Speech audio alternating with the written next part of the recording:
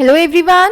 So we are discussing previous year NEET questions of the chapter Animal Kingdom and the topic classification of animals. So the question is, which one occurs in Echinodermata? A. Bilateral symmetry, B. Radial symmetry, C. Porous body, D. Soft skin. And this question was asked in the year 1991.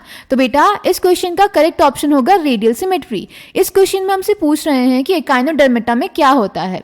अब आप लोग बोलेंगे कि echinodermata का जो larval stage होता है उसमें बायलेटरल सिमेट्री होती है और एडल्ट में रेडियल सिमेट्री होती है. तो बेटा ध्यान रखेंगे जब भी क्वेश्चन पूछा जाएगा सिर्फ एकाइनोडर्मेटा लिख के तो हम एडल्ट एकाइनोडर्मेटा की बात करेंगे, और अगर क्वेश्चन में प्रॉपर लिखा है लार्वा ऑफ एकाइनोडर्मेटा तभी हम लार्वा की बात करेंगे. क्लियर? तो क्योंकि यहाँ पे पूछा गया था कि एकाइनोडर्मेटा में क्या होता है तो यहाँ पे हम एडल्ट एकाइनोडर्मेटा की बात करेंगे, और हमें पता है एडल्ट एकाइनोडर्मेटा में रेडियल सिमेट्री प्रेजेंट होती है. So the correct option is option B. So I hope this question is clear to you. Thank you.